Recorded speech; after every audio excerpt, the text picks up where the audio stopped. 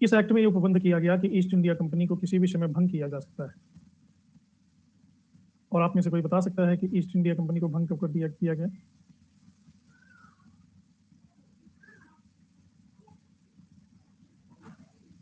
East India company was dissolve, कब dissolve हुआ?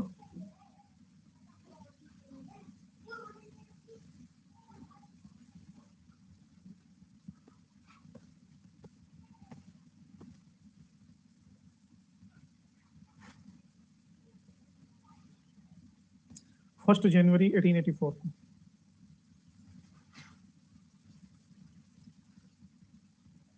Definitely मैं मिस करता हूँ, और मेरे पास इतने पैसे नहीं है, नहीं तो उनका सब्सक्रिप्शन मैं ही करा दूंगा।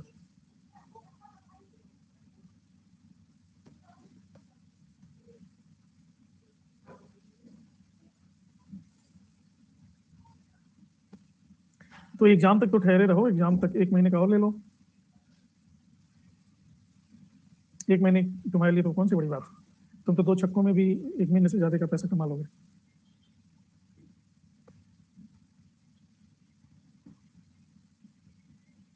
कल की क्लास नहीं थी, कल पता नहीं डिफॉल्ट क्लास नहीं थी, कल शेड्यूल ही नहीं हुई थी। कभी कभी महीने में एक आध दिन ऐसा होता है कि एक आध दिन क्लास नहीं होती। 1 जनवरी 1884 में ईस्ट इंडिया कंपनी को डिसॉल्व किया गया। तो ये एक्ट ऑफ 1873 के तहत ऐसा किया गया। और एक था शाही उपाधि अधिनियम।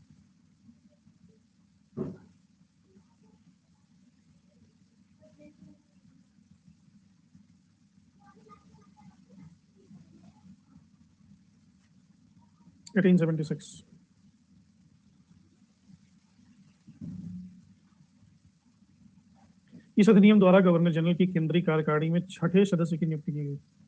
5 सदस्य तो थे गवर्नर जनरल की कार्यकारिणी में।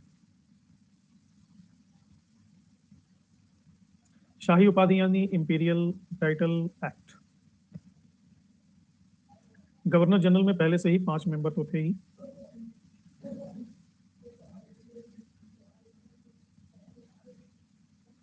इस अधिनियम के द्वारा इस कार्यकारिणी में 6ठे सदस्य की नियुक्ति की गई, और इस 6ठे सदस्य को काम सौंपा गया लोक निर्माण विभाग, पब्लिक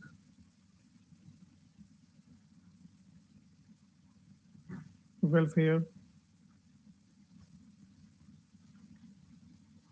डेवलपमेंट।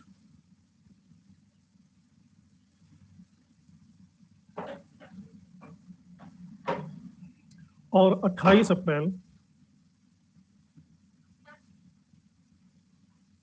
1876 को एक घोषणा किया गया, और इस घोषणा के द्वारा महारानी विक्टोरिया को भारत की साम्राज्ञी घोषित किया गया।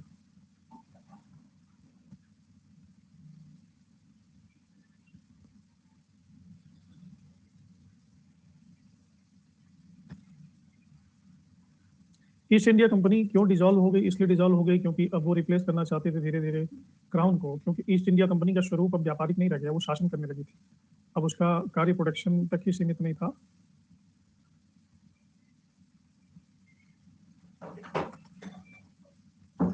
ओके अनमोल, हमारी बेस्ट विशेष तुम्हारे साथ हैं। All the best, best of luck, और बेहतर पेपर होगा ये विश्वास करके जाओ, पेपर दो।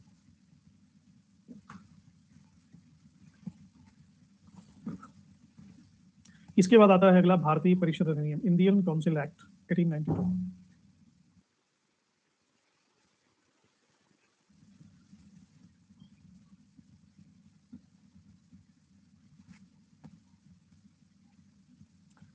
इस अधिनियम के पहले कुछ ऐसी परिस्थितियां बन चुकी थी कि भारतीयों में राष्ट्रीयता की भावना आ चुकी थी,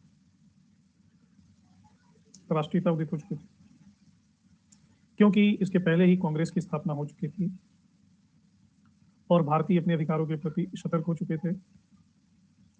1885 में जो इल्बर्ट बिल विवाद आया,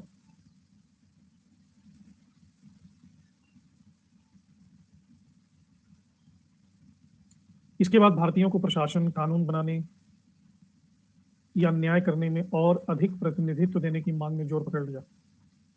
इसके बाद ये एक्ट पारित हुआ। इस एक्ट में क्या प्रावधान किया गया?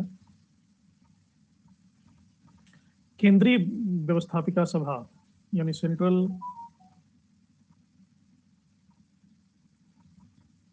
एग्जीक्यूटिव कमेटी तो पहले से ही थी। तो ये तो इसके अलावा नॉमिनेटेड मेंबर्स की संख्या इसमें बढ़ाई गई।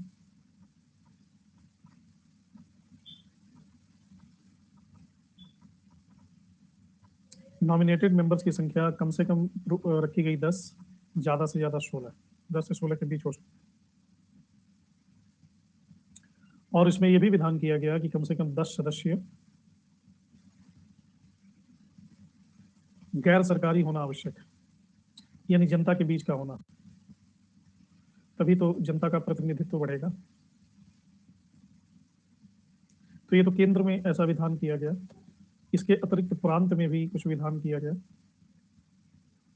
प्रांत में थी व्यवस्थापिका सभा,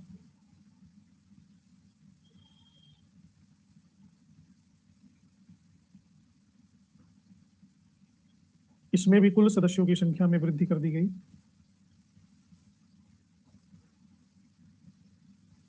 और इसके साथ साथ गैर सरकारी सदस्य भी इसमें भी बढ़ाए गए। ये ज्यादा से ज्यादा भारतीयों को प्रतिनिधित्व देने के लिए किया गया। अलग अलग प्रांतों में अलग अलग व्यवस्था की गई। जैसे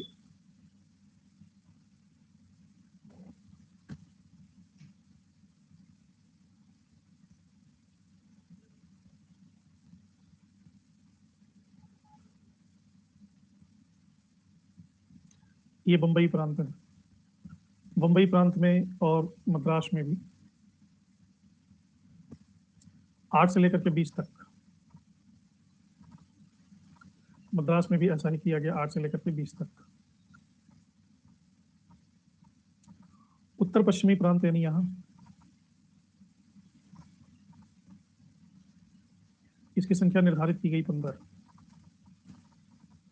और बंगाल में यानी यहाँ, इसकी अधिकतम संख्या निर्धारित की गई 20।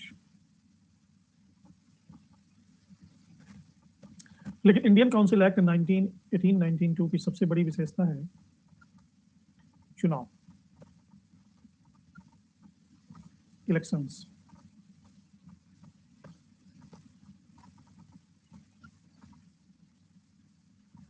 हर जगह चुनाव शुरू हो गए। प्रांतीय परिषद, नगर पालिका, जिला बोर्ड, विश्वविद्यालय, वाणिज्य मंडल, सब जगह निर्णय चुनाव से किया जाने लगा। हालांकि ये सदस्य तो होते थे इलेक्टेड, जिनका चुनाव किया जाता, लेकिन इन्हें मनोनीत कहा जाता था।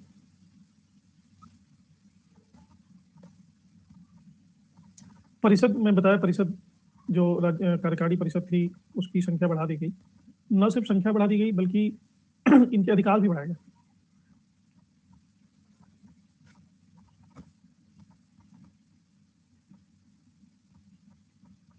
जैसे भारतीय सदस्य पहले एक प्रश्न पूछ सकते थे, बजट पर तो बिल्कुल खामोश रहते थे, कुछ पूछ ही नहीं सकते थे। लेकिन ऐसा किया गया कि भारतीय सदस्य अब बजट पर भी चर्चा कर सकते हैं, बहस कर सकते हैं, प्रश्न पूछ सकते हैं। 1892 एक्ट। लेकिन एक बार प्रश्न पूछ सकते हैं, मेन क्वेश्चन पूछ लो, दोबारा प्रश्न नहीं कर सकते। दोबारा यानी अनुपूरक प्रश्न नहीं कर सकते। एक बार प्रश्न पूछ लो, बता दिए गवर्नर साहब, फिर ये नहीं पूछ सकते कि ऐसा क्यों।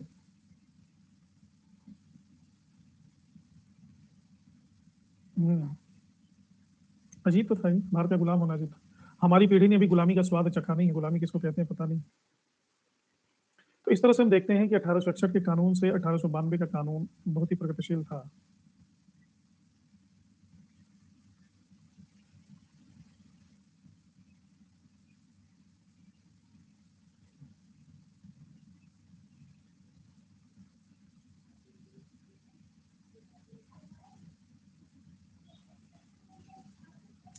लेकिन ये भारतीयों की उग्र राष्ट्रीयता की भावना को संतुष्ट नहीं कर पाया,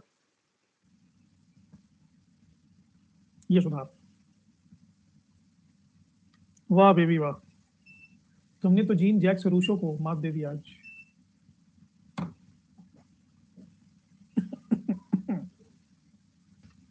तो 1892 का इंडियन काउंसिल एक्ट सभी को समझ में आ गया।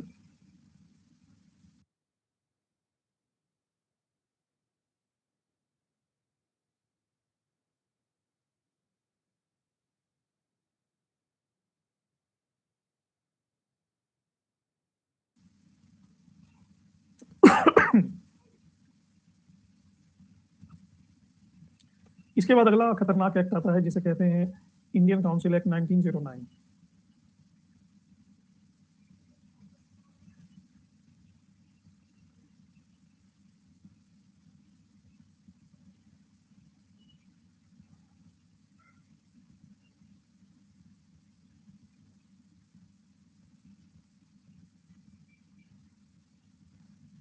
इसका उद्देश्य था कि 1892 में जो भी एक्ट आया था इनके दोषों को दूर करना और भारत में जो राष्ट्रवाद की भावना बढ़ गई थी इस राष्ट्रवाद की भावना को कमजोर करना।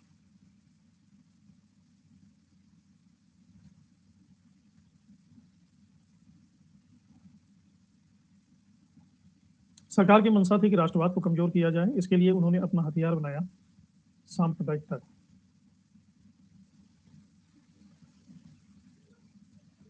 सांप्रदायिकता को इन्होंने कानूनी जामा बनाया। हाँ सुष्मिता बोलो। तो इसमें भारत का सचिव था मार्लेट। हाँ रेज हैंड करो।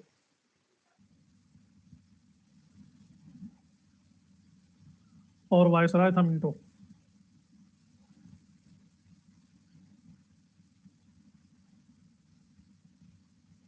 इन दोनों ने मिलकर के ये कानून लाया, इसलिए इसे कहते हैं मार्ले मिंटो सुधार। यस। हाँ सर नमस्ते। नमस्कार सर मेरा डाउट ये था, ब्रिटिश इंडिया को इसीलिए आए थे कि वो यहाँ से व्यवसाय कर सकें और यहाँ से कुछ अपना मुनाफा लेके जा सकें। फिर बाद में वो राजनीति तक भी आ गए। तो बाद में जो इंडियन काउंसिल एक्ट ये सब आया तो 1892 में इंडियन को भी वो थोड़ा थोड़ा भाग देने लगे अपनी व्यवस्था में। तो सर अगर वो व्यवसाय ही करना चाहते थे तो इंडियन को ये सब में पार्ट क्यों दिया उन लोगों ने? और दिया तो भी कुछ ज़्यादा कुछ दिया नहीं, ऐसे क्लर्क टाइप के काम थे। और ये आगे चल के ये तो एक सवाल था कि उन लोग को ये पोस्ट क्यों दिया, क्योंकि वो चाहते तो पूरा मतलब अपनी क्या बोलते हैं तो सर मैं थोड़ा सा नर्वस हो रही हूँ। तो वो चाहते बिना कुछ दिए भी काम चल जाता है, ऐसे कहते हैं। और जो दिए वो तो कुछ ज़्यादा अच्छा नहीं था इंडियंस के लिए। और एक सवाल ये था सर कि अगर वो मुनाफा लेना ही चाहते थे इंडिया से तो एक अच्छा एडमिनिस्ट्रेशन देके भी वो ले सकते थे। इंडियंस को अगर अच्छे से एडमिनिस्ट्रेशन देते तो इंडियंस भी खुश रहते और वहाँ से उनका बिजनेस भी अच्छा चलता। तो क्या ये इंडियंस के लिए फ्यूचर के लिए अच्छा होता सर अगर ये सब उनका टॉर्चर नहीं होता इंडियंस के ऊपर? तो क्या ये पॉसिबल था सर उनकी तरफ से? ठीक है बताएंगे सर। ठीक है ओके। सबसे पहली बात कि वो राजनीति करने आए थे या ट्रेड करने आए थे। तो राजनीति क्यों किया? ट्रेड करने आए थे तो राजनीति इसलिए किया कि इससे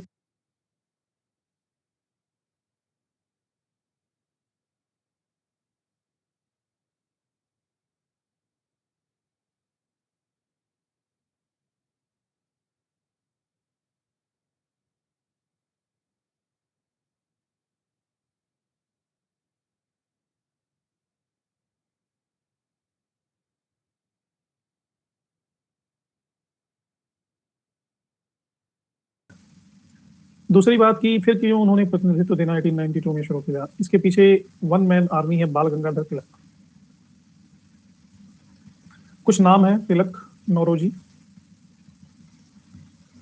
सुरेंद्र नाथ बनर्जी, विवेकानंद, गोखले। इन लोगों ने भारतीयों को बताया कि ये भारत देश अंग्रेजों की बपौती नहीं है, भारत देश हमारा है और हमें लूटा जा रहा है। हम लूट खसोट के शिकार बन रहे हैं। स्थिति कुछ ऐसी है कि हमारे घर में आकर के और हमको उन्होंने नौकर बनाया हुआ है और हमारी तिजोरी को साफ कर रहे हैं, हमारी कमाई खा रहे हैं। तिलक ने भारतीयों को सबसे पहले कहा कि तुम पहले तो कांग्रेस पार्टी को लताड़ा कि तुम नपुंसक हो, कायर हो, और उग्र राष्ट्रवाद को पैदा किया। बड़े ही साहसी थे। तिलक को जितना श्रेय देना चाहिए भारतीय राजनीति में उतना श्रेय तिलक को दिया नहीं गया। तिलक अकेले खड़े थे उस समय जब कांग्रेस चाटुकारिता कर रही थी उदारवाद की आड़ में। तिलक अकेले कहते थे कि भिखमंगों की पार्टी, भिखारी हैं सबके सब, अंग्रेजों के तलवे चाटते हैं। और इन्होंने उस समय के जितने उदारवादी नेता थे इन सबको कोशा, कहा कि अपने घर में तुम भीख मांग और दूसरे को मसीहा बना के बैठे हो, तुमको ये क्यों नहीं समझ में आता? तिलक ने आम जनमानस को जागृत करना शुरू किया, मेलों का उपयोग करना शुरू किया, धार्मिक जुलूसों का उपयोग करना शुरू किया, गणपति महोत्सव, शिवाजी महोत्सव, ये सब तिलक ने शुरू किया। आम जनमानस का विमर्श बनाने का कार्य तिलक का है। दादा भाई नौरोजी एक माइलस्टोन है। दादा भाई नौरोजी ने लॉजिकली स्टैटिस्टिकली इसको सिद्ध किया। नौरोजी और इन्होंने economic history of British India जिसने लिखी है, क्या नाम उसका, हासिरत, इन दोनों ने ये सिद्ध करके दिखा दिया कि भारत की लूट कैसे की जा रही कानून की आड़ में। सुरेंद्रनाथ बनर्जी ने बंगाल के बुद्धिजीवी वर्ग को जगाया, जो मध्य वर्ग था, जिसने 1857 की क्रांति तक सोया हुआ था, उसको पता ही नहीं था कि हमारे नाक के नीचे से हमारा माल खींचा जा रहा है। सुरेंद्र बनर्जी ने मध्यम वर्ग को जगाया। विवेकानंद ने अध्यात्म की आड़ में भारत की चेतना को झंझोड़ा कि तुम गधों राम राम जपते रहते हो, जीवन माया है, ऐसी बकवास करते हो और भगवान पूजा पाठ की आड़ में कायरता दिखाते हो। ये कायरों का ये व्यापार नहीं है अध्यात्म या धर्म। धर्म उनका व्यापार है जो अपने हक को छीनना जानता है। विवेकानंद ने भारत के तथाकथित धार्मिकों को चुनौती पैदा की और कहा कि धर्म एक आश्रय स्थल नहीं बन जाना चाहिए कि तुम छुप जाओ जाकर उसकी आड़ में। ये तो मोहमाया है जी, कौन कौन अपना कौन पाया, कौन गरीब कौन अमीर, सब आत्मा है, सब परमात्मा। ये सब बकवास की बातें बंद करो। विवेकानंद ने कहा कि एक फुटबॉल खेलना ज्यादा जरूरी है बैठ करके हनुमान चालीसा या गीता पढ़ने से। विवेकानंद ने कहा कि कमजोरी से बेहतर है मर जाना, ताकत तुम्हारे हाथ में होनी चाहिए, पावर तुम्हारे हाथ में होनी चाहिए। विवेकानंद के टाइम में धर्म की आड़ में भारत छिपा हुआ था, धर्म की आड़ में सब लोग धर्म की आड़ में अपने अधिकारों का हनन होने दे रहे थे। विवेकानंद इकलौते ऐसे व्यक्ति हैं भारतीय इतिहास में जिसने इस चीज को हाईलाइट किया कि धर्म तुम अपनी कायरता को छुपाने के लिए आश्रय के रूप में इस्तेमाल कर रहे हो। तो विवेकानंद का योगदान, उसने वो आड़ खींच ली, ओट खींच ली। गोपाल कृष्ण गोखले ने नौकरशाहों को चिताया, सर्वेंट्स ऑफ इंडिया सोसाइटी, जो नौकरी करते थे, नौकरी पेशा वर्ग था, उनको कहा कि तुम किसका काम कर रहे हो, तुम्हें तो बस फूटी कौड़ी सैलरी दिया जा रहा है, लेकिन तुम देश के लिए क्या कर रहे हो। तो ये 5 माइलस्टोन है भारत के इतिहास में जिन्होंने आम जनमानस को अपने अधिकारों के प्रति सचेत किया और आम जनमानस सड़कों पे उतरना शुरू किया, अपनी मांग को मांगना शुरू किया, कहना शुरू किया कि हमारे घर में आकर के तुम हमको चोरी नहीं कर सकते, तुम्हारा कोई अधिकार नहीं है। तिलक ने कहा कि स्वराज्य हमारा जन्म सिद्ध अधिकार है और अगर तुम दोगे नहीं तो हम छीन लेंगे, हम छीनना जानते हैं। एक बड़े स्केल पे जो पॉलिटिक्स चल रही थी ना, देश का आम आदमी जागरूक नहीं था, मध्यम वर्ग जागरूक नहीं था, पढ़ा लिखा वर्ग जागरूक नहीं था, धार्मिक व्यक्ति जागरूक नहीं था। इन लोगों ने इनको जगाया, दिन रात धुआंधार यात्राएं की, अपने व्यक्तिगत जीवन को त्याग दिया, अपने घर बार बेटा पत्नी रिश्तेदार नाता सब छोड़ दिया, बस घर घर जाकर के लोगों को सचेत किया, जागरूक किया। और इन्हीं का परिणाम था कि आम आदमी जागा भारत का और कहा कि ये तो बात सही कह रहे हैं, तो हमारे ऊपर शासन करोगे और हमसे पूछोगे भी नहीं। तो ब्रिटिशर्स को 1892 के अधिनियम के द्वारा प्रतिनिधित्व देना भारतीयों को, ये उनकी मजबूरी थी, ये उनका चुनाव नहीं था, इसके अलावा कोई विकल्प नहीं था। वो कैसे सिद्ध करते कि हम कल्याणकारी शासन में हैं, कल्याण कर रहे हैं जनता को, कैसे सिद्ध करते, इसके अलावा कोई विकल्प नहीं था। उनको थोड़ा थोड़ा देना पड़ा, थोड़ा थोड़ा देना पड़ा, अनिच्छा से ही सही, तमाम प्रतिबंधों के बावजूद भी सही, अपने आप को बचाने के लिए, क्योंकि फिर उनके पास कोई जस्टिफाइड स्टैंड नहीं रह जाता कि वो शासन करें और उनकी बात क्यों मानी जाए। अगर वो जबरदस्ती कर रहे हैं तो आम आदमी भी बम से तुमको उड़ा दे रहा है, तुमको गोली मार दे रहा है, तुम्हारे हाथ में सत्ता है तो तुम उनको मार रहे हो, उनका छीन रहे हो, झपट रहे हो, तो उसके हाथ में सत्ता हो तुमको मार दे रहा है। तो तुम्हारे पास नैतिक अधिकार कहाँ है कि उसको तुम दंड दो, फांसी पे लटका दो, जेल में डाल दो, कानूनी कार्रवाई करो, सब दिखावा है। तो अपने आप को जस्टिफाइड सिद्ध करने के लिए ये सब ड्रामे किए जाते थे, ये सब ड्रामा है, थोड़ा थोड़ा रिप्रेजेंटेशन देते रहना, थोड़ा उसमें बढ़ा देना, थोड़ा उसमें घटा देना, ये सब ड्रामा है। जैसे कुकर में गैस भर जाती है तो सीटी लगाए रहते हैं, सीटी थोड़ी सी तिरछी हो जाती है, थोड़ी सी गैस निकल जाती है, फिर सीटी एज इट इज जम जाती है, फिर कुकर में गैस भर जाती है, फिर सीटी, 3 सीटी में दाल हो जाता है, 1 सीटी में चावल हो जाता है, चावल बन जाता है। तो ये सीटी लगाए थे, थोड़ा थोड़ा गैस निकालते रहते थे, नहीं तो कुकर ब्लास्ट कर जाएगा, क्रांति हो जाएगी। तो एक इसका जवाब तो ये हुआ। डेफिनेटली भारतीयों को शायद नैतिकता का गंदा ड्रामा किया, गंदा, जिसको कहते हैं घृणित घृणित। दूसरा, अगर वो अच्छा एडमिनिस्ट्रेशन देते भारतीयों को तो उनको भी लाभ होता और भारतीयों को लाभ होता। अच्छा एडमिनिस्ट्रेशन में शोषण नहीं आता, अच्छे एडमिनिस्ट्रेशन में आता है कि बच्चों को शिक्षा मिले, सबके साथ स्कूल हो, सबको हेल्थ फैसिलिटीज मिले, सबको यातायात के संसाधन मिले, सभी को पानी, मकान, बिजली तो उस समय थी नहीं, लेकिन जो कुछ भी था वो सब कुछ मिले, गायों को चारागाह मिले, पशुओं को भी चिकित्सा मिले, स्कूल कॉलेज यूनिवर्सिटी सब चकाचक हो, 4 की जरूरत है 24 हो। तो अच्छा एडमिनिस्ट्रेशन देने में सारी जीडीपी भारत की एडमिनिस्ट्रेशन देने में ही लग जाती, तो ये लूटते खसोटते क्या खाक। अच्छे एडमिनिस्ट्रेशन से ही तो कटौती करके अपनी जेबें भर रहे थे।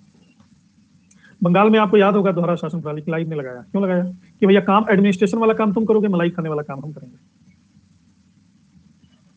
फिर डुप्ले ने भी ऐसे कुछ लगाया, वेलेजली ने भी लगाया। वेलेजली कहता था हमारी सेना आपके यहाँ रहेगी, सेना को सैलरी तुम दोगे, प्रेसिडेंट रहेगा, तुम पे निगाह रखेगा, हम मलाई हम खाएंगे। ये सब ड्रामेबाजी है। मनुष्य के हाथ में अगर सत्ता है, शक्ति है, तो नंगा खड़ा हो जाता है, अपने चरित्र के रूप में वो नंगा खड़ा हो जाता है, उसके सारा वहशीपन, सारी गंदगी सतह पे आ जाती है। जब तक हाथ में सत्ता नहीं है, पावर नहीं है, तब तक वो सचरित्र बना रहता है। ये मनुष्यता के साथ ऐसा है, ऐसी कंडीशनिंग। और ऐसे भी लोग हुए हैं जिनके हाथ में शक्ति हो तो और भी विनम्र हो जाते हैं, ऐसे भी लोगों को हमारे इतिहास में देखा है। वो और भी मजबूत होकर और भी सच्चरित्र होकर निकलते हैं, कॉम्प्रोमाइज नहीं करते वो। ये जितने भी इतिहास में ये जो बड़े बड़े लोग हैं ना, ये नादिर शाह, अहमद शाह अब्दाली, बाबर, हिटलर, मुसोलिनी, अंग्रेजों का तो पूरा का पूरा कौम है, ये वो नंगे लोग हैं जिन्होंने अपने सत्ता का दुरुपयोग किया। सत्ता मिलते ही पागल हो गए, मनुष्यता को मारना शुरू किया, लाखों बेकसूरों को मारना शुरू किया, लोगों के जीवन में दुख के बीज बोए, लोगों को आत्महत्या करने के लिए मजबूर किया, लोगों का विनाश किया, लोगों को जीने लायक नहीं छोड़ा, जलियांवाला बाग किया, अकाल में लाखों लोग मारे गए, भूखों मर गए। एक तो हत्या होती है कि बंदूक निकाल के खोपड़ी में आपने गोली मार दी, दूसरी हत्या होती है ऐसी परिस्थितियां पैदा कर दी कि लाखों लोग मर गए। बहुजन सुखाए बहुजन हिताए की सोच ही नहीं थी, क्योंकि खुद ही हैवान, अच्छे गोरे चमड़ों में खुद के खुद हैवान थे। आने वाली पीढ़ियां इनको उन हैवानों के रूप में याद करेगी, जैसे हम आज किताबों में पढ़ते हैं कि राक्षस हुआ है, महिषासुर हुआ है, दुर्गा जी को अवतार लेना पड़ा, दुर्गा जी खप्पर से गर्दन काटती थी, बाकी ब्लड जो है उसका खप्पर में रोक देती थी, जला देती थी रक्त बीज को, तब जाके वो बचे। ये पढ़ने में तो बड़ा लगता है कि पढ़ना पड़ेगा, लेकिन इस विभीषिका को जिसने झेला है उससे पूछना जाकर के कि जिसके घर में लोग भूख से मर गए। यही लॉर्ड एक्टन का वचन है, power corrupts and corrupts absolutely. Power जो सत्ता होती है वो पूरी तरह से आपको करप्ट कर देती है, भ्रष्ट कर देती है। तो ये एडमिनिस्ट्रेशन नहीं दे सकते थे, क्योंकि वो सारा पैसा एडमिनिस्ट्रेशन में लगता था, लूटते क्या। ये नरपिशाच लोग हैं, ये आदमी की खाल में हैवान पैदा हुए थे। किस इतिहासकार ने इनको अच्छा और महान बताया? पर्टिकुलर बात पर, इस व्यक्ति को इस बिंदु के लिए महान बताया, तब हम बात करेंगे। अरे वो माँ क्या है जो अपने शिशु को खा जाए? माँ अपना हाथ काट के शिशु को पका के खिला देगी। वो कोई माँ है जो शिशु को खा जाएगी? सांप सांप अपने बच्चों को खा जाते हैं, इंसान से तो उम्मीद नहीं की जा सकती।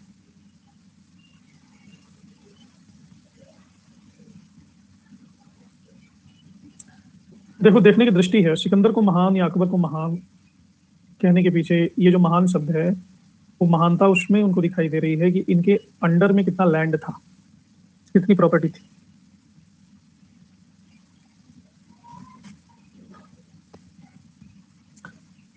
अकबर को महान इसलिए कहा गया क्योंकि अकबर में दो एलिमेंट्स हैं। पहला एलिमेंट है कि वो रिलीजियसली फैनेटिक नहीं, सेकुलरिज्म की तरफ इंक्लाइंड है। सेकुलर नहीं है पूरी तरह से, लेकिन सेकुलरिज्म की तरफ थोड़ा सा इंक्लाइंड है। सूफिज्म को वो मान्यता प्रदान कर रहा है। उसने गैर मजहबी शादियां भी की और किसी को विवश नहीं किया कि जैसे दहेज पर प्रतिबंध लगाना, सती प्रथा पर प्रतिबंध लगाना, इस तरह की चीजें उसने की। तो चलो कुछ एलिमेंट्स थे, लेकिन कुछ उस पर दाग भी, जैसे चित्तौड़ में किसानों का नरसंहार कराना, कुछ दाग भी। अकबर का तो सुपाच्य है, ठीक है, लेकिन सिकंदर जैसा मनोरोगी वो महान नहीं है, वो मानसिक रोग है। मनुष्यता थोड़ी सी भी अगर होशियार होगी, समझदार होगी, तो इनको मनोरोगियों में गिना जाएगा, और इनकी मानसिक चिकित्सा कराने वाली बहुत शोर हो रहा है, इनकी मानसिक चिकित्सा कराने की। और अभी मनुष्यता इतनी समझदार नहीं हुई है, अभी मनुष्यता की चेतना का स्तर नीचे है। जिस दिन चेतना का स्तर उठेगा, इतिहास से इनके चैप्टर्स को निकाल दिया जाएगा, ये जो पापी लोग हैं। या अगर इतिहास में इनके चैप्टर को रखा जाएगा तो इस नोट्स के साथ रखा जाएगा कि इनसे ये गलतियां हुई थी, इन्होंने इतने लोगों को मारा काटा, और इनके जो पॉजिटिव एस्पेक्ट हैं उनको रखा जाएगा। अलाउद्दीन खिलजी, उसने मार्केट रेगुलेशन चलाया, राशनिंग सिस्टम चलाया, ये प्लस है। इस तरह से तुगलक्स हैं, उनके भी कुछ प्लस हैं। इस तरह से अकबर के भी प्लस हैं, उनके प्लस को रखेंगे, माइनस को नहीं रखेंगे। अभी तक भारतीय मनीषा को, भारतीय थिंक टैंक को ये सोचने की फुर्सत नहीं आई है कि इनको पढ़ा करके, इनको मारा, इन युद्धों का डेट रटवा करके हम बच्चों को क्या दे रहे हैं, कौन सी पीढ़ी का निर्माण किया। तराइन की लड़ाई कब हुई, पानीपत की लड़ाई कब हुई, ये लड़ाई कब हुई, वो लड़ाई कब हुई, वांडीवाश कब हुआ, सूरत की लड़ाई कब हुई, क्या हम बच्चों को सिखा रहे हैं? और इन लड़ाइयों का डेट वो रट करके कौन सी चेतना में उन्नयन। अभी जो हमारी शिक्षा व्यवस्था है ना, बहुत कुछ ब्रिटिश मॉडल ही चला रहा है। शिक्षा व्यवस्था पर बहुत ज्यादा सोचने की सबको तकलीफ नहीं है, मोहलत नहीं है। क्यों नहीं है? क्योंकि एक व्यक्ति जब शिक्षित हो जाएगा तो वो राजनीति के लिए सुटेबल नहीं रह सकता, उसको हम पॉलिटिकली डील नहीं कर सकते। एक एजुकेटेड पर्सन को हम पॉलिटिकली डील नहीं कर सकते। कहीं ना कहीं पॉलिटिक्स और एजुकेशन एक दूसरे के विपरीत खड़े हैं।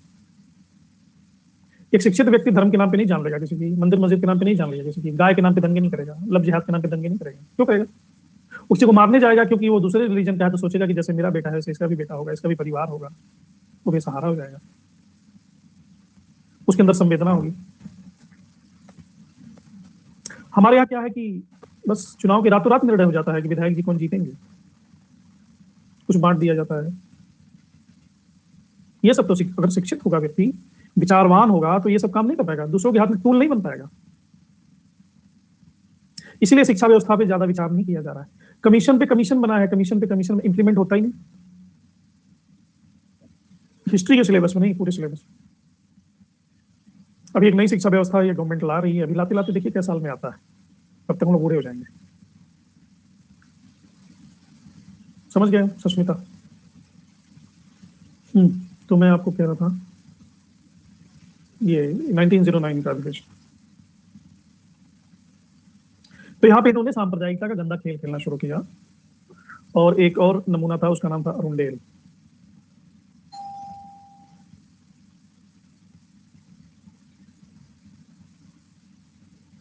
अरुंडेल समिति की रिपोर्ट के आधार पर इसको मार्ले मिंटो एक्ट को पारित किया गया।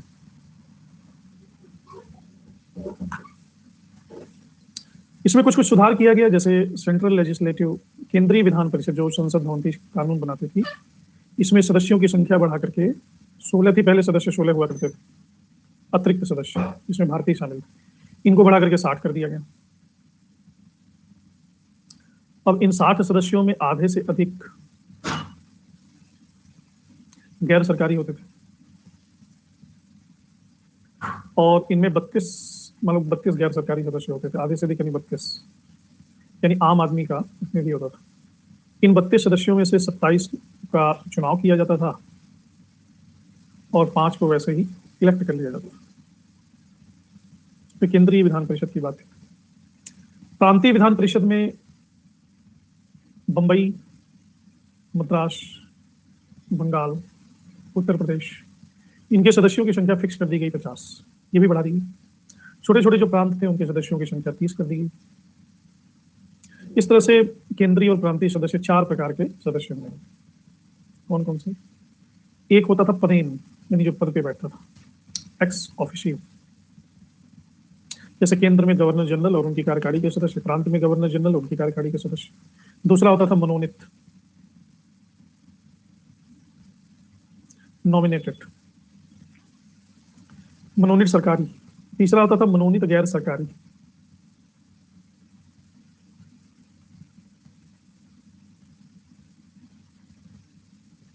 और चौथा होता था निर्वाचित।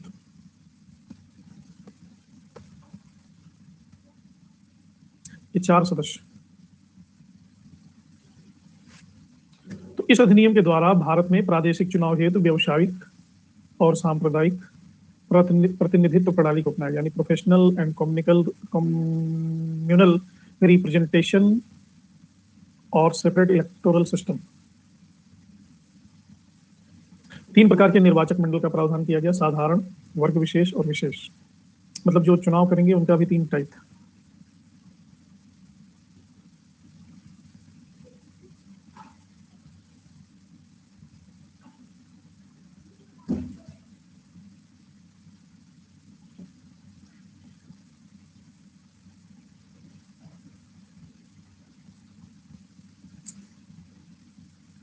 पूरे भारत में ऐसे विधानसभा क्षेत्रों को बांट दिया गया जहां पे मुसलमान ज्यादा थे, और वहां उनसे कहा गया कि सिर्फ मुसलमान ही वहां टिकट पाएगा इलेक्शन लड़ने के लिए, या निर्वाचित होगा उस क्षेत्र से। बाकी जाति के लोग न टिकट पाएंगे न निर्वाचित होंगे। कारण बताया गया क्योंकि मुसलमान उस क्षेत्र में ज्यादा है, इसलिए जो मेजॉरिटी में है उसके विकास की फिक्र पहले करनी पड़ेगी और माइनॉरिटी के विकास की फिक्र बाद में करनी पड़ेगी। तो मेजॉरिटी का कोई बंदा मनोनीत होगा, चयनित होगा, तो उसका विकास करेगा। लेकिन कहने की बात ये थी, खाने के दांत ये थे, दिखाने के दांत कुछ और थे। ये दिखाने के दांत थे, खाने के दांत कुछ और थे। खाने के दांत ये थे कि मुसलमान ज्यादा हैं संख्या में, तो मुसलमान मान लो जीतेगा उस क्षेत्र से, तो मुसलमानों की बात वो सुनेगा, तो मुसलमानों का वो विकास करेगा। और जो हिंदू अल्पसंख्यक हैं वो इस बात को लेकर के कूढ़ेंगे, बगावत करेंगे, इन दोनों में टकरार होगा। मुसलमान है तो मंदिर मस्जिद बनवाएगा, मंदिर नहीं बनवाएगा, ऐसा इनका सोचना था। और जहाँ पे हिंदू बहुल है वो हिंदुओं का विकास करेगा, जहाँ पे मुसलमान माइनॉरिटी में है मुसलमानों से हिंदुओं का टकराव होगा। तो एक इलाके का टकराव, एक इलाके में अगर मुस्लिम हिंदुओं को मारेगा तो दूसरे इलाके में जहाँ हिंदू ज्यादा है मुस्लिम कम है तो हिंदू मुस्लिमों को मारेगा। तो इस तरह से सांप्रदायिक आग दावानली की तरह पूरे भारत में फैलेगी, और पूरे भारत में हिंदू और मुसलमान आपस में लड़ाई करते रहेंगे, आपस के मुद्दों को सुलझाने में बिजी रहेंगे, उनका दिमाग स्वतंत्रता आंदोलन पे नहीं जाएगा। इसको कहा गया डिवाइड एंड रूल।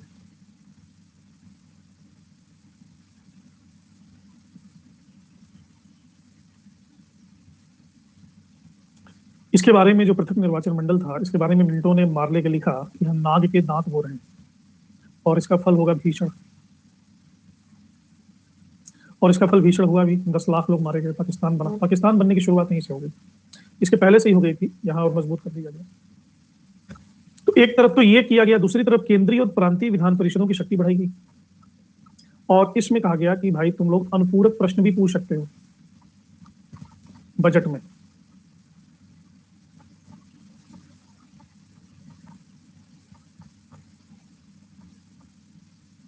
लेकिन बजट पर मतदान नहीं कर सकते।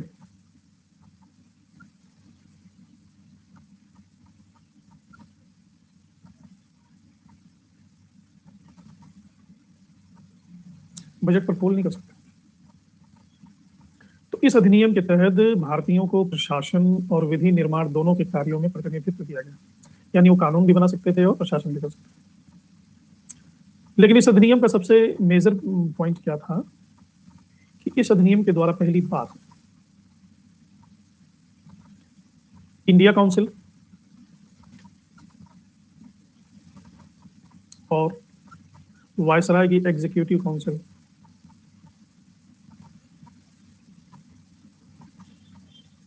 में इंडियंस को शामिल किया गया।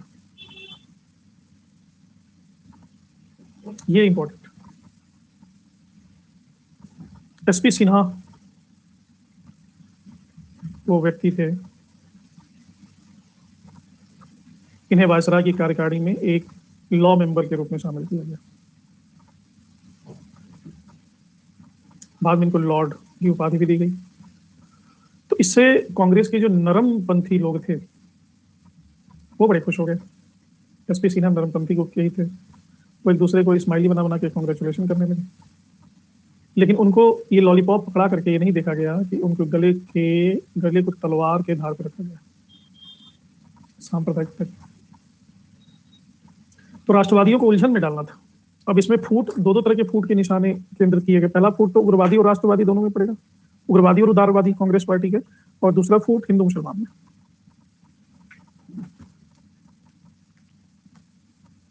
लेकिन ये नहीं कह सकते कि पूरी तरह से ये सुधार निगेटिव ही थे, इसका कुछ कुछ सकारात्मक भी पहलू है। जैसे भारतीयों को जो संसदीय प्रणाली की ट्रेनिंग मिली, डेमोक्रेटिक इंस्टीट्यूशन को स्थापित करना और एक उत्तरदायी शासन की स्थापना की बेसिक ट्रेनिंग इन्हीं अधिनियमों के माध्यम से मिली। कैसे वोट डाला जाता है, कैसे निर्वाचन किया जाता है। तो इसको कहा जाता है उदार निरंकुशता, बेनोवेलेंट डेस्पोटिज्म। उदारता भी है कि हम आपको सहभागी बना रहे हैं अपने शासन में, और निरंकुशता भी है कि बात हमारी सही होगी। सहयोग की नीति भी थी, जैसे पॉलिसी ऑफ एसोसिएशन। तो this is the Morley Minto सुधार। समझ गए सभी लोग मार्ले मिंटो सुधार? गुड, बड़े समझदार हो।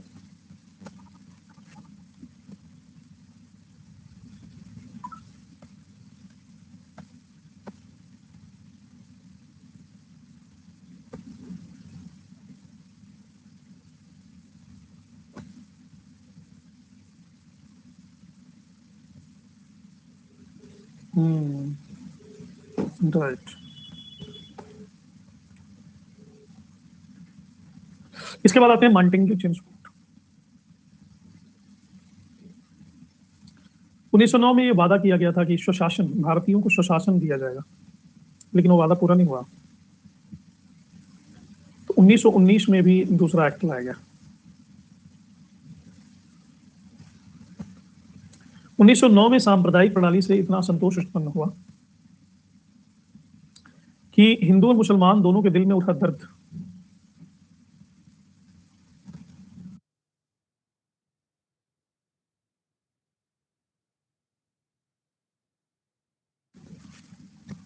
कांग्रेस और मुस्लिम लीग ने समझौता कर लिया।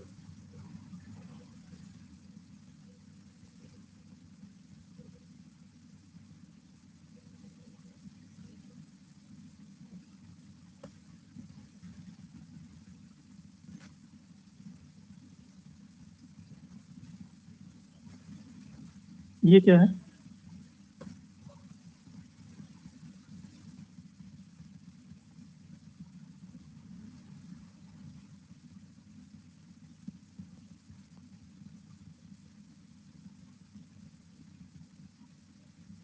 हाँ जी, थोड़ी सी कर सकते हो, अन्य टाइप का। मुस्लिम लीग और कांग्रेस में समझौता कब हुआ? 1916। 1916 में ही मेसोपोटामिया आयोग आया।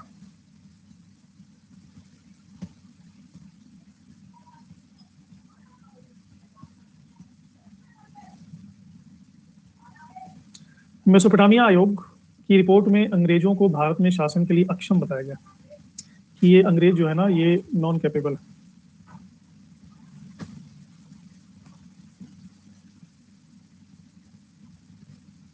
इसी समय तिलक और Annie Besant home rule league आंदोलन भी चला रहे थे। इससे भारतीयों में स्वशासन की मांग बहुत तेजी से बढ़ रही थी। और फर्स्ट वर्ल्ड वार में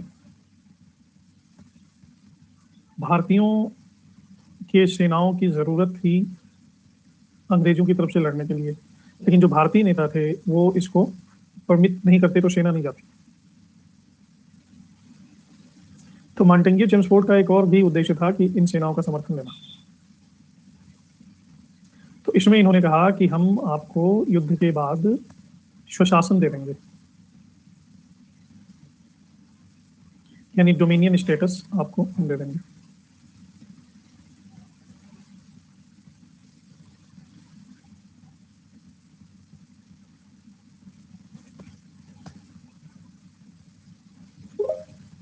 हाँ जी, हेलो, नमस्ते सर। नमस्कार जी, नमस्कार। सर मेरी आवाज़ आ रही है आपको? हाँ, आवाज आ रही है, लेकिन बड़ा दुख हो रहा है, बिना सेंचुरी मारे जा रहे हो। सर मेरे अक्टूबर की शुरुआत में सर एमए के एग्जाम भी स्टार्ट होने वाले हैं। अक्टूबर की शुरू एमए तुम्हारे लिए कौन सी बड़ी बात? और सर फिर 6 या 7 के बीच सर एग्जाम हो ही जाएगा नेट जेआरएफ का स्टार्ट। हाँ, तो एमए हिस्ट्री ही है ना आपका? जी सर। तो हिस्ट्री ही तो पढ़ना है यहाँ पे, और क्या पढ़ना है? जो नेट के लिए तैयारी कर रहा है उसमें क्या है? एमए तो कुछ भी नहीं, एमए तो घास मूली है, गाजर मूली की। सर मेरा कोई नहीं, अपना सवाल बताइए। सर मेरा क्वेश्चन सर थोड़ा बड़ा है सर। हाँ, तो कब छोटा होता है? सर अभी हाल ही में सर जो भारत के सर्वोच्च न्यायालय के न्यायाधीश हैं M.V. रमन्ना, सर उनका एक बयान आया है। हाँ, सर उन्होंने अपने बयान में कहा है कि जो भारत में सर जो कानून व्यवस्था है मूलतः औपनिवेशिक है। हाँ, और वो सर आगे कहते हैं कि शायद ये इस देश की आबादी की जरूरत के हिसाब से ये जो न्याय व्यवस्था है मुनासिब नहीं है। हाँ। और सर वो कहते हैं अपने बयान में कि न्याय देने की व्यवस्था का भारतीयकरण करना अब समय की मांग है। सर मेरा आपसे क्वेश्चन ये है कि सर जो सीजीआई ने अभी हाल ही में ये बात की सर औपनिवेशिक न्याय व्यवस्था के बारे में, और सर अभी हाल ही में जो सर नई शिक्षा नीति आई है उसमें सर क्षेत्रीय भाषाओं के अंदर सर जो शिक्षा देने पर जोर दिया गया है, और सर जो बजट का जो स्वरूप है सर उसे ब्रीफ केस में ना पेश करके संसद में सर एक बही खाते का जो सर लाल थैला होता है उसमें पेश करने का जो नवाचार हुआ है, और सर जो 2 बजट थे सर रेल बजट और जो वित्त बजट जो सर संसद में अलग अलग रूप से पेश किए जाते थे सर उनको एक कर दिया, मर्ज कर दिया है। तो सर जो अभी सर जो ये नवाचार दिख रहे हैं अभी वर्तमान परिप्रेक्ष्य में, तो सर ये जो वापस इतिहास के अंदर सर जो भारतीयता को तलाश करने के सर ये सर शुरुआती पदचिन्ह कहे जा सकते हैं क्या? क्योंकि सर आपने बताया था कि सर जो हमारे प्राचीन पुराण जिन्होंने लिखे हैं सर ऋषियों ने, वो सर इतिहास की चक्रीय धारा को मानते ना कि रेखीय धारा को। और सर वो कहते हैं कि इतिहास वापस लौट के आता है, घूम के आता है।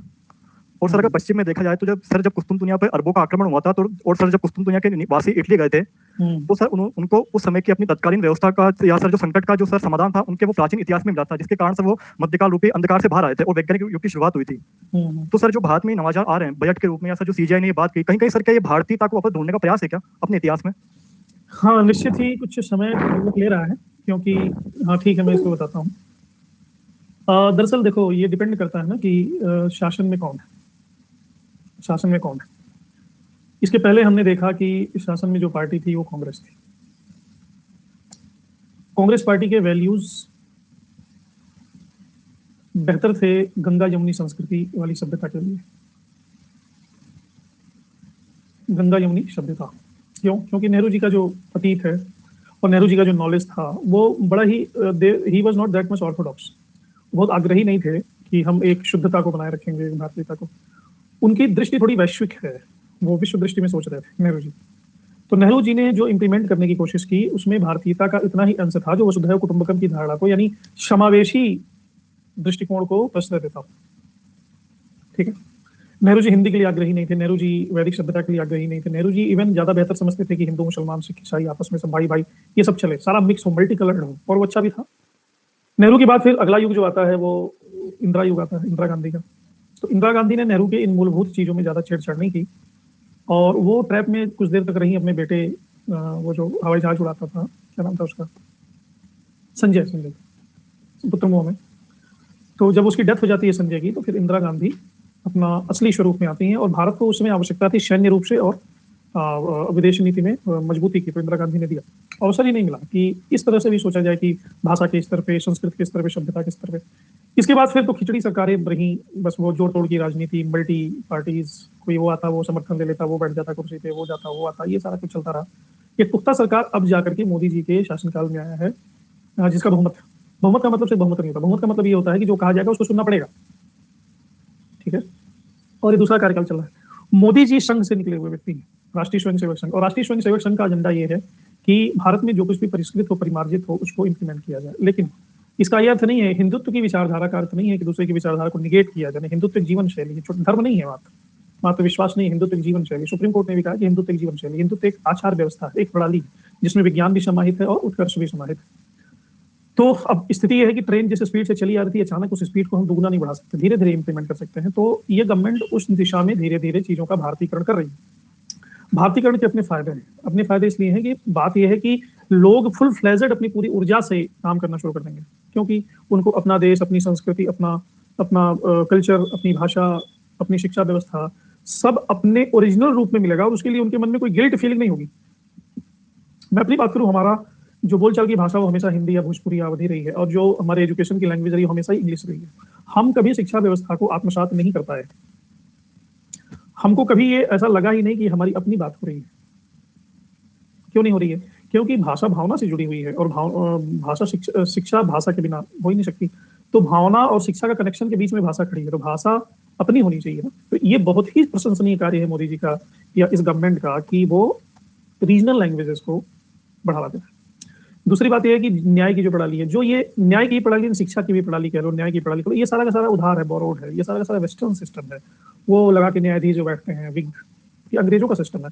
सिर्फ न्यायाधीश ही नहीं, आपके जो दीक्षांत समारोह होते हैं उसमें भी वो जो विग लगा लगा के और वो कलगी लगा करके वो डिग्री लेते हैं, डिग्री देते हैं। या जो हमारी डिग्रियों के नाम है, bachelor of arts, doctor of philosophy, ये वो डिलेटिव, ये सारा नाम भी विदेशी है। हमारे जेएनयू की पीएचडी की डिग्री देखोगे, उसके ऊपर लिखा हुआ विद्या वाचस्पति, पीएचडी को हिंदी में कहते हैं विद्या वाचस्पति, और पहले हिंदी में लिखा हुआ, बाद में छोटा सा इंग्लिश में लिखा हुआ। तो इससे क्या हुआ, विद्या वाचस्पति हम पढ़ते हैं तो हमको लगता है कि चलो ये अपनी भाषा, अपनी लैंग्वेज, हम इसके लिए निंदित महसूस नहीं करेंगे, आत्मग्लानि महसूस नहीं करेंगे कि हमें अंग्रेजी नहीं आती, या हमें मराठी नहीं आती, या हमें महाराष्ट्र के लोग मराठी में पढ़ें, शिक्षा प्राप्त करें। मराठी में गिलास को गिलास ही तो बोलोगे ना, या जो भी बोलते हो ग्लास को, तो ग्लास ही उसका मतलब होगा, समझोगे तो वही जो उसका मतलब होगा। तो इसमें भाषा में क्या इतना इशू रखा हुआ है कि भाषा को इतना इंपॉर्टेंस लिया जाए? तो एक बड़ी ही सराहनीय व्यवस्था है। न्यायिक व्यवस्था भी बोरोड है। क्यों? क्योंकि ये जो पीनियल कोड, आईपीसी की धारा, ये वो, ये धाराएं पाराएं, ये सब जो अंग्रेजों का सिस्टम था, उन्होंने शुरू किया था। इसमें हमने सिर्फ अमेंडमेंट किया, कुछ ज्यादा नहीं किया, और जो भारत का संविधान बना है वो कई जगह से लिया गया है। तो इसका भारतीकरण भी होना आवश्यक है। तो जो न्यायाधीश कह रहे हैं वो बिल्कुल सही बात कर रहे हैं कि भारत की जरूरतों के मुताबिक संविधान को ढाला जा सकता है, ढाला जाना चाहिए, इसलिए अमेंडमेंट्स बार बार कर। लेकिन एक बात और है कि जो संविधान चला रहा है पिछले 60-70 सालों में, हम एक्लेमेटाइज हो गए हैं, तो हम भी संविधान के अनुसार भी ढल रहे हैं। ऐसा नहीं कि संविधान हमारे अनुसार, लेकिन थोड़ा सा मॉडिफिकेशन करके बड़ा ही सुंदर व्यवस्था को इसमें एक्लेमेटाइज किया जा सकता है। तीसरा, ये जो नवाचार की बात कर रहे हो कि लाल थैला आ गया, रेल और बजट को दोनों को मिला दिया गया और भारतीयता पर लक्षित हो रही है, निश्चित रूप से एक सुखद शुरुआत है, एक सुखद शुरुआत। और पूरी दुनिया में अगर चाइना शिखर पे है, जा रहा है, जापान शिखर की तरफ गति कर रहा है, या स्पेन या यूरोपीय कंट्रीज गति कर रही हैं, तो उसके आधारभूत फीचर्स यही हैं कि उन्होंने अपने इंडिजीनियसनेस को, अपने नेटिव कल्चर को सम्मान दिया, नेटिव लैंग्वेज, नेटिव कल्चर, अपनी मौलिकता को सम्मान दिया। उसके अब जैसे स्वदेशी मूवमेंट था, चलो वो तो आर्थिक आंदोलन ज्यादा था, ये भी एक स्वदेशी मूवमेंट होना चाहिए। स्वदेशी यानी हिंदुओं का या मुसलमानों का या सिखों या ईसाइयों का नहीं, स्वदेशी यानी भारत का, तमिलनाडु का, महाराष्ट्र का, पंजाब का, यूपी का, बिहार का, सबका, सब अपने अपने जगह से फ्लोरिश करें। एक तालाब में केवल कमल का सफेद फूल ही क्यों खिला हो, एक तालाब में मल्टी कलर्ड फूल खिले, गुलाबी, बैगनी, नीला, पीला, लाल, फिर वो तालाब कितना सुंदर दिखेगा। समझ गए? तो ये निश्चित रूप से ऐसा ही है।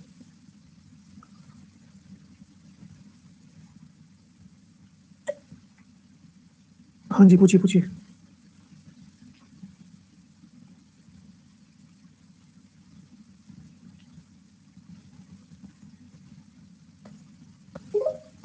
हाँ जी। हेलो हेलो हाँ जी, हाँ जी। सर, मेरी आवाज आ रही है आपको? हाँ।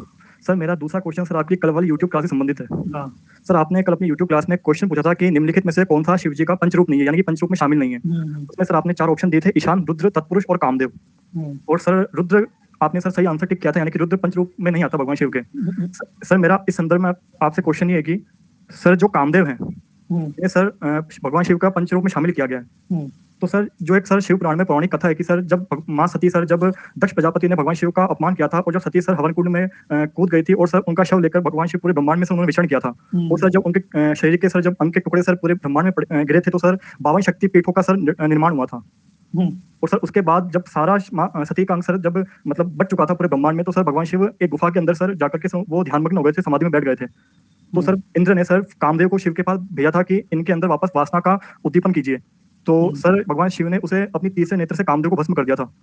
उसके बाद सर कामदेव की पत्नी रति सर विलाप करते हुए शिव के पास आई थी। उन्होंने कहा था कि आपने मेरे पति को क्यों मारा, मैं तो असहाय हो गई हूँ। तो सर भगवान शिव ने सर रति को ये कहा था कि जो कामदेव है वो अप्रत्यक्ष तौर पर पूरी मानव जाति के अंदर समाहित रहेंगे।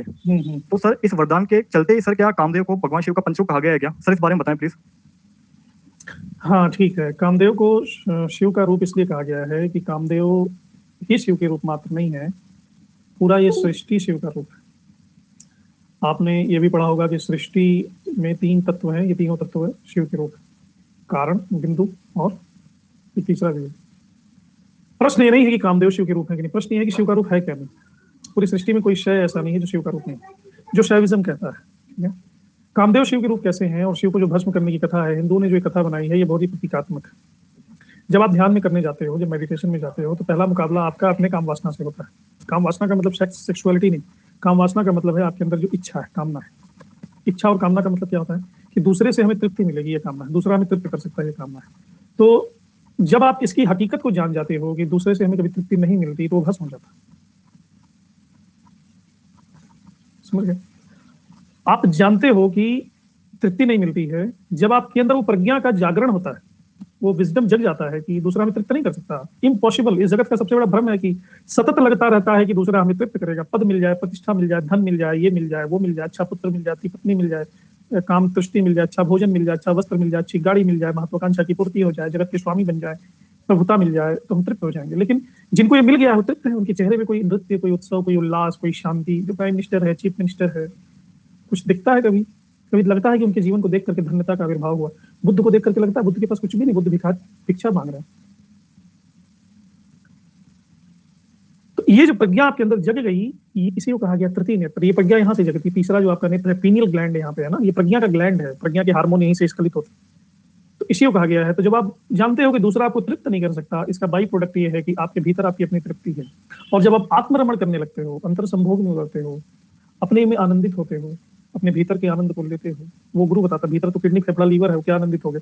लेकिन इसकी भी कीमिया है, इसका भी ज्ञान है कि अपने भीतर उतर के उस परमानंद का आस्वादन करते हो। तो एक स्थिति ऐसी आती है कि ये चीजें फिर आप पे छाने लगती हैं, बदली।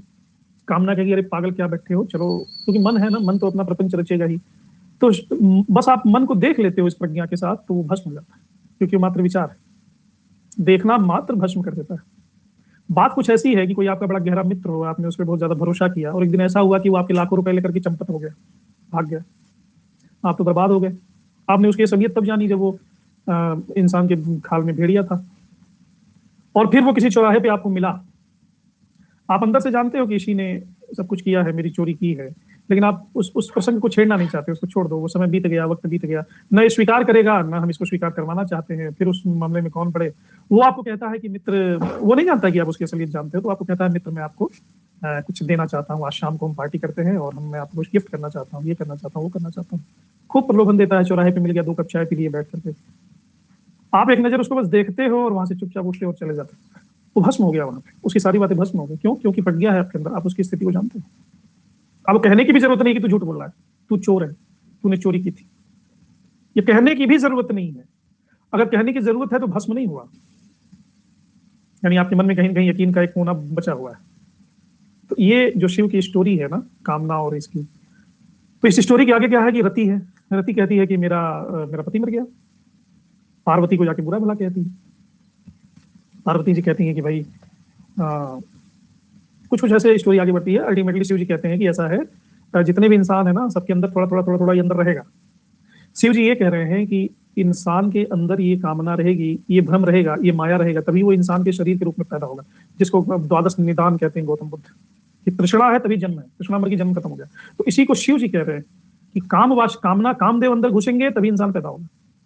जो बुद्ध की तृष्णा है यहाँ पे उनकी, वो कामदेव के रूपक के रूप में कह रहे हैं। इसी को कहा गया एक सत्य विप्रा बहुधा वदंती, एक ही सत्य है। हिंदुओं ने इसको कहानी के रूप में कहा है, क्योंकि कुछ बातें हैं जो इनडायरेक्टली कही जा सकती हैं, डायरेक्टली कहने में बातों का स्वाद खत्म हो जाता है।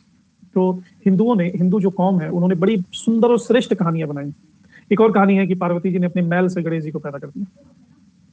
शरीर नहाई नहीं थी वो दिनों से, शरीर नहा रही थी, मैल से गणेश जी पैदा हुए। ये भी एक रूपक गणेश जी। हर बच्चा जो पैदा होता है वो आपकी काम वासना से ही तो पैदा होता है। काम वासना क्या है? आपके मन का मैल है, आपके अचेतना का मैल है।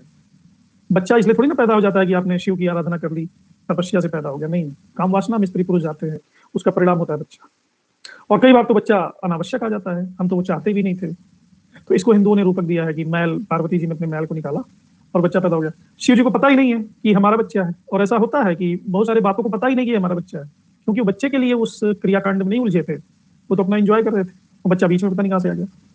और बहुत सारा मनोवैज्ञानिक ये भी है कि बाप नहीं लाइक करता बच्चे को, ये भी मनोवैज्ञानिक है। वो सारे बाप की स्थिति ऐसी नहीं है, लेकिन कुछ बाप नहीं लाइक करते, चाहते कहां से आ गया बीच में, तो इसने सारा काम खराब कर दिया। क्योंकि माँ अब लग गई बेटे के चक्कर में, माँ तो पति पे ध्यान ही नहीं देती। ले ले ले मेरा लाजा बेटा, उसको दूध पिलाना है, डायपर बदलना है, ये करना है। उसकी दुनिया सिमट के रह जाती है बच्चे के इर्द गिर्द। उसका प्यार, माँ की ममता संतुष्ट हो जाती है, तो ज्यादा पति पे ध्यान नहीं देती। तो शिव जी क्या करते हैं? उसका सर ही उड़ा देते हैं। इन सब कहानियों के मनोवैज्ञानिक पहलू को जब आप देखेंगे, और बेटा भी क्या है? बेटा है बहुत बड़ा बुद्धिजीवी। गणेश जी बुद्धि के देवता है, और उनका सवारी क्या है? चूहा। बुद्ध का क्या काम क्या है? बुद्धि का काम है विश्लेषण। अब विश्लेषण को कतरना, विश्लेषण का मतलब क्या होता है? चूहा क्या करेगा? कपड़े को छोटे छोटे पीसेज में कतर देगा। तो विश्लेषण भी कतरने का ही काम करता है। संश्लेषण जोड़ता है तो विश्लेषण छोटे छोटे कतर देता है, इसलिए उनका सवारी है चूहा।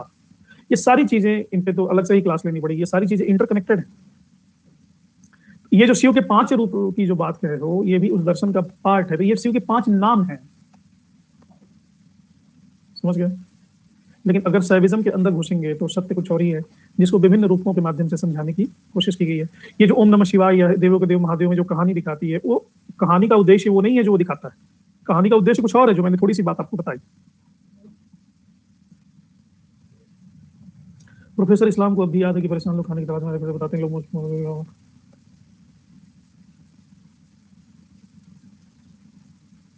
हाँ,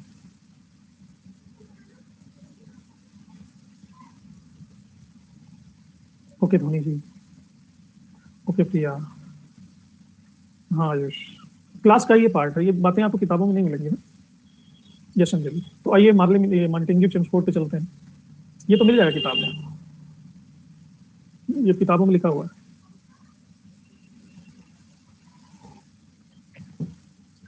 तो इन्होंने भारत शासन अधिनियम पारित किया। इस अधिनियम में स्पष्टता कहा गया कि हम आपको एक उत्तरदायी सरकार देंगे, उत्तरदायी शासन। भारत सचिव का खर्च अब ब्रिटिश राजस्व से देना शुरू किया गया। पहले भारत राजस्व से 1793 से ही दिया जा रहा था।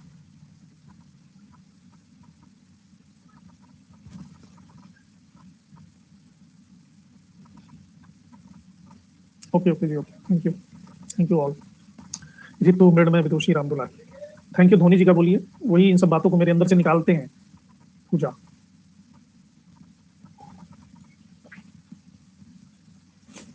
तृष्णा बनाए रखो।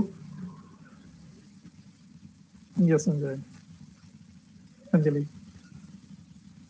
तो भारत परिषद के सदस्यों की संख्या कर दी गई कम से कम 8 और अधिकतम 12। भारत परिषद के सदस्य। भारत सचिव की सहायता के लिए सर्वप्रथम एक हाई कमीशन की नियुक्ति की गई। हाई कमीशन यहीं पे आया, हाई कमिश्नर। और यहाँ पर सबसे पहले प्रत्यक्ष चुनाव प्रणाली अपनाई गई। सबसे पहले महिलाओं को भी मताधिकार किसी अधिनियम में हमें दिखाई देता है। अच्छा, सांप्रदायिक आधार पर निर्वाचन का विस्तार करते हुए सिख, ईसाई, आंग्ल, भारतीय, यूरोपीय, इन पे भी लागू कर दिया गया। ओके सोना, भारत परिषद यानी इंडिया काउंसिल। अच्छा संजय जी, वेरी गुड। इस अधिनियम की एक और विशेषता है बाई कैमरल इलेक्टोरेट, यानी 2 सदनात्मक विधायिका, जो बाद में राज्यसभा और लोकसभा के रूप में सामने आया। यानी केंद्रीय विधान परिषद का स्थान राज्य परिषद और विधानसभा वाले 2 सदनात्मक विधानमंडल ने ले लिया। उच्च सदन राज्य परिषद के सदस्यों के दो सदन थे, ऊपर और नीचे।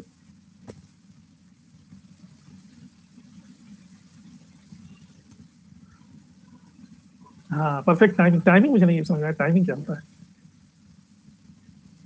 क्वेश्चन का आंसर चलो एक बात तो रही है, लेकिन क्वेश्चन भी दमदार होना चाहिए, जो कि आपके रहते हैं। टाइमिंग मीन्स विटी, विट। तो राज्य परिषद के सदस्यों की संख्या है 60, जिनमें से 34 निर्वाचित होते थे, शेष नामांकित होते थे। कार्यकाल 5 वर्ष का। विधानसभा के सदस्यों की संख्या थी 144, 145 भी कहीं कहीं आता है, जिनमें से 104 निर्वाचित होते थे, शेष नामांकित होते थे। इनका कार्यकाल 3 साल का था। तो विधानसभा को ही सिर्फ अधिकार था कि बजट पर स्वीकृति प्रदान करे, बाकी दोनों का समान था। केंद्रीय और प्रांतीय विषयों को अलग अलग कर दिया गया। प्रांतीय विषयों को 2 भाग में बांटा गया, रिजर्व्ड एंड ट्रांसफर्ड। और इसको हम फिर आगे पढ़ेंगे, क्योंकि ये लंबा है, अभी टाइम है नहीं हमारे पास, टाइम तो खत्म हो गया।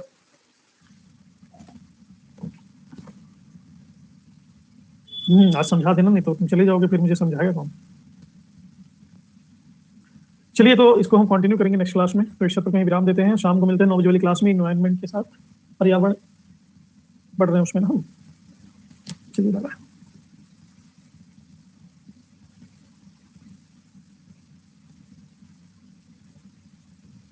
या Abhimanyu, thank you so much. जी, बाय बाय।